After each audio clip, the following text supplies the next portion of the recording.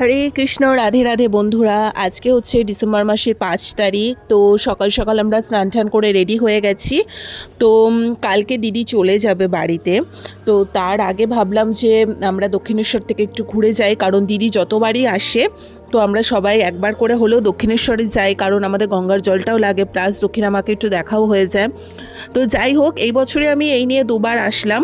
তো এর আগে আমাদের বাড়িতে সত্যনারায়ণ পুজোর সময় এসেছিলাম গঙ্গার জল নিতে, আর এখন এই একবার আসছি, আবার ওই বছরে আসবো। তো যাই হোক, এদিক থেকে তো আমি, ভাই, দিদি আর মা বেরিয়ে গেছি, আর ওই সাইড থেকে মাসি আর শুভ্রা অলরেডি ওরা পুজোর লাইনে ঢুকে গিয়ে পুজোও দিয়ে দিয়েছে আমাদের হয়ে। তারপরে আমরা গিয়ে লাইনে দাঁড়িয়ে পুজো দিয়েছি।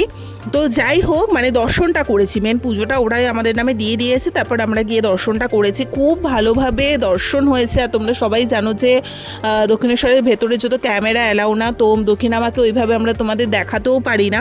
তো যাই হোক, ভীষণ মিষ্টি লাগছিল, পুরো লাল টকটকে লাল কালারের বেনারসিতে মাকে সাজিয়ে তোলা হয়েছিল এবং জল জল করছিল চারদিকে, এত মিষ্টি লাগছিল কি বলবো।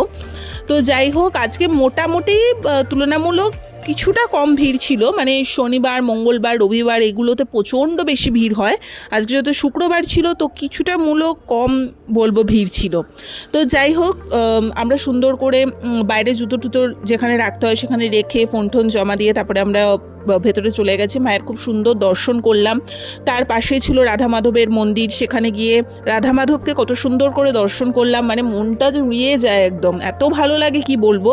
তার পাশেই থাকে হচ্ছে শিব মন্দির, সেখানে গিয়েও বাবাকে একটু দর্শন করে আসলাম। তো ওভারঅল খুব ভালোভাবে দর্শন করার পর আমরা ফাইনালি ঠিক করলাম যে অনেক দিন আদ্যাপীঠে যাওয়া হয় না, তো এসছি যখন একবার একটু আদ্যাপীঠে চলে যাই, আর ওই টাইমটাতে মানে দুপুরে আমরা ভোগটাও তাহলে খেয়ে নিতে পারবো। তো এখানে ভোগের কুপন প্রাইস হচ্ছে 80 টাকা করে।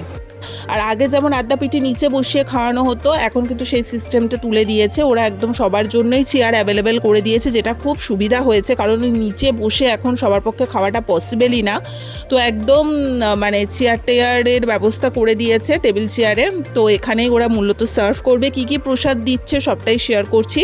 ফার্স্টেই ছিল এটা পোলাও আর কুমড়ি, মানে এটাই হচ্ছে মায়ের মেন ভোগ প্রসাদ, ঠিক আছে, ওই জন্য ওটা একবারই দেওয়া হয়, এটা কিন্তু রিপিট হয় না। তো যাই হোক, এটা কিন্তু খেতে খুব টেস্টি ছিল। তারপরে সাদা ভাত, আলুর তরকারি একটা ছেচকি মতো দিয়েছিল, তারপরে ডাল ছিল, তারপরে ছিল খিচুড়ি, লাবড়ার একটা তরকারি, দেন ছিল চাটনি, পায়েস। তো ওভারঅল মোটামুটি ভোগ হিসেবে ভালোই ছিল খাওয়া দাওয়া। স্পেশালি আমার এখানে খিচুড়িটা আর লাবড়াটা বেশ ভালো লেগেছে, এছাড়া চাটনি পায়েস আমার বরাবরই খুব ভালো লাগে। তো যাই হোক, এই ছিল ছোট্ট একটা ভিডিও। আর বেশ অনেক বছর পর আদ্যাপীঠে এসছি। তো সাধারণত আমরা দক্ষিণেশ্বর থেকে পুজো দিয়েই চলে যাই, তো মিডিলে আবার একটু গঙ্গাতেও গেছিলাম গঙ্গার জল আনতে, সেটার ভিডিও করা হয়নি। যাই হোক, বাট আজকে অনেক বছর পর আদ্যাপীঠে এসে বেশ ভালো লাগলো। অনেক বছর বেলুড় মঠেও যাওয়া হয় না, দেখা যাক আবার কোনো সময় একটু প্ল্যান করে চলে যেতেও পারি, কোনো ঠিক নেই।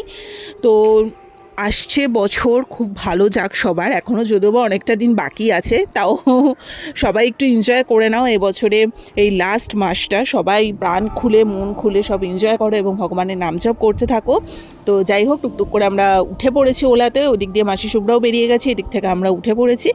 সো আজকে একটা লাস্ট, মানে এই বছরের মতো লাস্ট দিদি থাকাকালীন পুরো হোল ফ্যামিলি মিলে একটা গেট টুগেদার, ভালোই গেল আজকের দিনটা। তো যাই হোক, মনটা একটু একটু খারাপ লাগছে। চলো আবার নেক্সট ভিডিওতে দেখা হচ্ছে, টাটা।